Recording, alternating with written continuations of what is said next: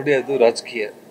ಇವತ್ತು ಕಂಪ್ಲೀಟ್ ನಿಮಗೆ ಸರ್ಕಾರಿ ಹೇಗೆ ನಡೀತಾ ಇದೆ ಅನ್ನೋದು ನಾನೇನು ನಿಮ್ಮಲ್ಲಿ ಹೇಳಬೇಕಾಗಿಲ್ಲ ಅಷ್ಟೆ. ಕೇವಲ ಅಂದರೆ ಇವತ್ತು ನಾನು ಹೇಳ್ತಾ ಇರೋದು ಜಾತಿ ವ್ಯವಸ್ಥೆ ಅಥವಾ ಒಂದು ರಿಲಿಜನ್ನ ಮುಸ್ಲಿಮ್ಸ್ ಹಿಂದೂಗಳಂತೇಳಿ ಇವತ್ತು ಕಾಂಗ್ರೆಸ್ ಪಕ್ಷನೇ ಡಿವೈಡ್ ಮಾಡ್ತಾ ಇರುವಂಥದ್ದು. ಬಡವರನ್ನೋರು ಎಲ್ಲ ಜಾತಿ ಜನಾಂಗದಲ್ಲಿ ಕೂಡ ಬಡವರಿದ್ದಾರೆ. ಬಡವರ ಅಂದರೆ ಅವ್ರಿಗೇನು ಯಾವ ರೀತಿ ಇವಾಗ BPL ಕಾರ್ಡ್ ಒಳಗಡೆ ಇದ್ದರೆ ಈ ಫೆಸಿಲಿಟೀಸ್ ಗೃಹಲಕ್ಷ್ಮಿ ಮೇಲೆ ಕೊಡ್ತಾ ಇದ್ವು ಅಂತ ಹೇಳಿದ್ದಾರೆ, ಆ ರೀತಿ ಬಡತನ ರೇಖೆಗಿಂತ ಕೆಳಗಡೆ ಇರುವಂಥ ವ್ಯಕ್ತಿಗಳು ಯಾವುದೇ ಜಾತಿ ಆದರೂ ಕೂಡ ಪರವಾಗಿಲ್ಲ, ಅವ್ರಿಗೋಸ್ಕರ ಇವತ್ತು ಸರ್ಕಾರ ಈ ರಿಸರ್ವೇಷನ್ ಇಟ್ಟಿದೆ ಅಂತಿದ್ರೆ ಭಾಳ ಗೌರವ ಇರ್ತಾ ಇತ್ತು ಸರ್ಕಾರಕ್ಕೆ. ಆದರೆ ಇವತ್ತು ಮುಸ್ಲಿಮ್ಗಳಿಗೆ ಅಂತ ಹೇಳೋದ್ರ ಮೂಲಕ ಸಮಾಜದಲ್ಲಿ ಹಿಂದೂ ಮುಸ್ಲಿಮ್ಗಳನ್ನ ಡಿವೈಡ್ ಮಾಡೋದಕ್ಕೆ ಇವತ್ತು ಹೊರಟಿರೋದೇ ಕಾಂಗ್ರೆಸ್ ಅಂತೇಳಿ ಇವತ್ತು ನಾವು ಹೇಳಬೇಕಾಗುತ್ತೆ. ಒಂದು. ಎರಡನೇದು, ಈ ಶಾಸಕರ ಒಂದು ವಿಚಾರದಲ್ಲಿ ಅವ್ರು ಯಾತಕ್ಕಾಗಿ ಹೋರಾಟ ಮಾಡಿದ್ರೆ ನಿಮಗೆಲ್ಲ ಗೊತ್ತಿದೆ. ಇವತ್ತು ಈ ರಿಸರ್ವೇಷನ್ ವಿಚಾರ ಆಗಿರ್ಬೋದು, ಅತಿ ಮುಖ್ಯವಾಗಿ ರಾಜ್ಯದ ಒಬ್ಬ ಪ್ರಭಾವಿ ಒಬ್ಬ ಕ್ಯಾಬಿನೆಟ್ ಮಿನಿಸ್ಟರ್ ರಾಜಣ್ಣ ಅವರು ಇವತ್ತು ಅಸೆಂಬ್ಲಿ ಸಾಕ್ಷಿಯಾಗಿ ಅಸೆಂಬ್ಲಿ ಒಳಗಡೆನೆ ಹನಿ ಟ್ರ್ಯಾಪ್ ಆಗಿದೆ ಮತ್ತು ನನ್ನ ಮಗನ ವಿಷಯದಲ್ಲಿ ಕೂಡ ಮಾಡಿದ್ದಾರೆ ಅಂತಂದರೆ ಇವತ್ತು ರಾಜಕಾರಣಿ ಇವತ್ತು ಯಾರು ಏನನ್ನೋದು ಮಾಧ್ಯಮಗಳಿಗೆ ಹೆಸರೆಲ್ಲ ಗೊತ್ತು. ಇನ್ವೆಸ್ಟಿಗೇಷನಲ್ಲಿ ಅವ್ರ ಹೆಸರು ಹೊರಗಡೆ ಬರಬೇಕು. ಇಡೀ ಕರ್ನಾಟಕ ರಾಜ್ಯದಲ್ಲಿ ಎಲ್ರಿಗೂ ಅವ್ರ ಹೆಸರು ಯಾರು ಅಂತ ಗೊತ್ತಾಗಿದೆ. ಆದರೆ ಇಲ್ಲಿ ವಿಷಯ ಏನಾಗಿದೆ ಅಂತಂದರೆ ಈ ರೀತಿ ಒಂದು ಕೆಟ್ಟ ರಾಜಕಾರಣಕ್ಕೆ ಕೈ ಹಾಕಿ ಇವತ್ತು 48 ಮಂದಿ ಶಾಸಕರನ್ನ ಹನಿ ಟ್ರ್ಯಾಪ್ ಮಾಡಿದ್ದಾರೆ ಅಂತಂದರೆ, ಮತ್ತು ಇವತ್ತು ಗೃಹ ಸಚಿವರದ್ದು ಪರಮೇಶ್ವರ್ ಅವ್ರದ್ದು ನಾನು ಪತ್ರಿಕೆ ಹೇಳಿಕೆ ಕೇಳಿದೆ, ನಾನು ಓದ್ತಾ ಬರ್ತಾ ಇದ್ದೆ. ಅವ್ರು ಹೇಳ್ತಾ ಇದ್ದಾರೆ ಸಂಖ್ಯೆ ಹೇಳಲಿಕ್ಕೆ ಸಾಧ್ಯನೇ ಇಲ್ಲ, ಅಂದರೆ ಅದು 48 ಅಥವಾ 108 ಅಥವಾ 28 ಅನ್ನೋದು ಈಗಾಗಲೇ ನಾನು ಹೇಳಲಿಕ್ಕೆ ಬರಲ್ಲ ಅಂತೇಳಿ ಹೇಳ್ತಾ ಇದ್ರು. ಒಟ್ಟಿಗೆ ಒಂದು ಸಂಖ್ಯೆ ಅಂತೂ ಇದೆ ಅನ್ನೋದನ್ನ ಗೃಹ ಸಚಿವರು ಕೂಡ ಇವತ್ತು ಅದನ್ನು ಒಪ್ಕೊಂಡಿರುವಂಥ ಒಂದು ಪರಿಸ್ಥಿತಿ. ಅದನ್ನು ತನಿಖೆ ಮಾಡ್ತೀವಿ ಅಂತ ಹೇಳ್ತಾ ಇದ್ದಾರೆ. ಇಂಥ ಒಂದು ಕೆಟ್ಟ ರಾಜಕಾರಣ ಇವತ್ತು ಇತಿಹಾಸದಲ್ಲಿ ನೋಡಿಲ್ಲ. ಮತ್ತು ಕ್ಯಾಬಿನೆಟ್ ಸಚಿವರು ಅಸೆಂಬ್ಲಿ ಸಾಕ್ಷಿಯಾಗಿ ಅಸೆಂಬ್ಲಿಯಲ್ಲೇ ಮಾತಾಡಿದ ಮೇಲೆ ಇದ್ರ ಬಗ್ಗೆ ಮುಖ್ಯಮಂತ್ರಿಗಳು ತಕ್ಷಣ ರಾಜಣ್ಣ ಅವ್ರ ಮಗನಿಗೆ ನೀವು ಹೋಗಿ DIGಗೆ ಕಂಪ್ಲೇಂಟ್ ಕೊಟ್ರಿ, DG ಕಂಪ್ಲೇಂಟ್ ಕೊಟ್ರಿ ಅಂತ ಹೇಳ್ತಾ ಇದ್ದಾರೆ.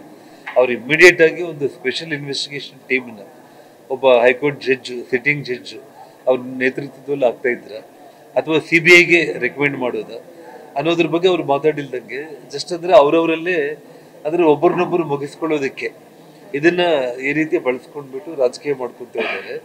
ಬಟ್ ರಾಜ್ಯದ ಜನರಿಗೆ ನಿಜ ಈ ಹನಿ ಟ್ರ್ಯಾಪ್ ವಿಚಾರದಲ್ಲಿ ಈ ರಾಜ್ಯದ ಮುಖ್ಯಮಂತ್ರಿಗಳು ಸ್ಪಷ್ಟವಾಗಿ ಅವರ ನಿಲುವನ್ನು ಅವರು ಇದನ್ನು ಯಾವ ರೀತಿಯಲ್ಲಿ ಇದನ್ನು ಕೊನೆ ಮಾಡಬೇಕು, ಇದನ್ನು ತಪ್ಪಿತಸ್ಥರು ಯಾರಿದ್ದಾರೆ, ಇದರ ಕೈವಾಡ ಯಾರಿದೆ ಅನ್ನೋದನ್ನು ತಕ್ಷಣ ಇದು ಬಹಿರಂಗಪಡಿಸೋದಕ್ಕೆ ಅವರು ಇನ್ವೆಸ್ಟಿಗೇಷನ್ಗೆ ದೊಡ್ಡ ಮಟ್ಟದಲ್ಲಿ ಆರ್ಡರ್ ಮಾಡಬೇಕು ಹೇಳಿದ್ದಾರೆ. ಹೌದಾ? ನಾನು ವಿಷಯ ನಾನು ಒಂದು ಮಾತು ಹೇಳಿದೆ, ಅದಕ್ಕೆ ಗೃಹ ಮಂತ್ರಿಗಳು ನಂಬರು ಅವರು ಲೆಕ್ಕ ಇನ್ನೂ ದೊಡ್ಡದಾಗಿ ಸಿಕ್ಕಿದಂಗೆ ಇರಬೇಕು. ರಾಜಣ್ಣ ಅವರು 48 ಅಂತ ಹೇಳಿದರೆ ಮೋಸ್ಟ್ಲಿ ನಮ್ಮ ಗೃಹ ಸಚಿವರಿಗೆ ಇನ್ನೂ ಜಾಸ್ತಿ ಸಂಖ್ಯೆ ಇರ್ಬೋದು ಅಂತ ಇರಬೇಕು. ಅದರಲ್ಲಿ ಯಾರ್ಯಾರು ಇದ್ದಾರೆ ಅನ್ನೋದನ್ನ ನೋಡಬೇಕು.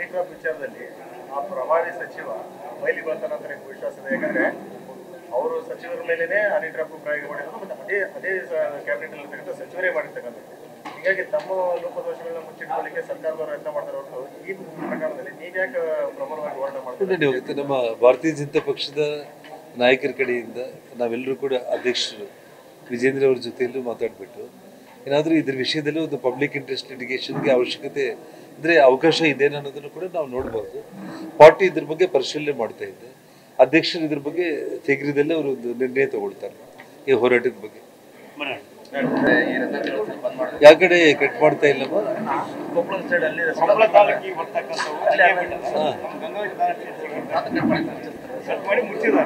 ಅದು ಬಹಳ ತಪ್ಪಾಗುತ್ತೆ. ಅದು ಮಾಡಿದ್ರೆ ಅಲ್ಲಲ್ಲ, ಇವಾಗ ನಾನು ಮಾತಾಡ್ತೀನಿ DC AC ಹತ್ರ ಮಾತಾಡ್ತೀನಿ. ಅವರು ಕ್ರಮ ತಗೊಂಡು ಎಲ್ಲರ ಮೇಲೆ ಕ್ರಮ ತಗೋಬೇಕು ಅಷ್ಟೇ ಆಗಿದೆ. ಇಲ್ಲಿ ಆನೆಗುಂದಿಯಲ್ಲಿರೋರು ತಗೊಳ್ಳೋದು, ಆ ಕಡೆಯವ್ರನ್ನ ಬಿಡೋದು ತಪ್ಪಾಗುತ್ತೆ. ಇವಾಗ ನನ್ನ ದೃಷ್ಟಿಗೆ ನೀವೇನು ಹೇಳಿದಿರಲ್ಲ, ನಾನು ಇವಾಗ ಇಮಿಡಿಯೇಟ್ ಆಗಿ ಇವಾಗ DC SP ಇಬ್ಬರಿಗೂ ಮಾತಾಡ್ತೇನಮ್ಮ. ನಾನು ಅಸೆಂಬ್ಲಿಯಲ್ಲಿ ತಾವು ನೋಡ್ತಾ ಇದ್ದೇನೆ, ಮುಖ್ಯಮಂತ್ರಿಗಳನ್ನ ಪರ್ಸನಲ್ ಆಗಿ ಮೀಟ್ ಮಾಡಿದೆ. ಇವಾಗ ಆನೆಗುಂದಿಯಲ್ಲಿ ಪೊಲೀಸ್ ಸ್ಟೇಷನ್ ಮಾಡಲಿಕ್ಕೆ ಒಪ್ಪಿದ್ದಾರೆ, ಪ್ರತ್ಯೇಕ ಪೊಲೀಸ್ ಸ್ಟೇಷನ್ ಆನೆಗುಂದಿಯಲ್ಲಿ ಮಾಡಲಿಕ್ಕೆ ಅವರು ಒಪ್ಪಿದ್ದಾರೆ. ಇನ್ನು ನಾವು ಮುಖ್ಯಮಂತ್ರಿಗಳನ್ನ ಪರ್ಸನಲ್ ಆಗಿ ಮಾತಾಡಿದೆ, ಅಸೆಂಬ್ಲಿಯಲ್ಲಿ ರೇಸ್ ಮಾಡಿದೆ.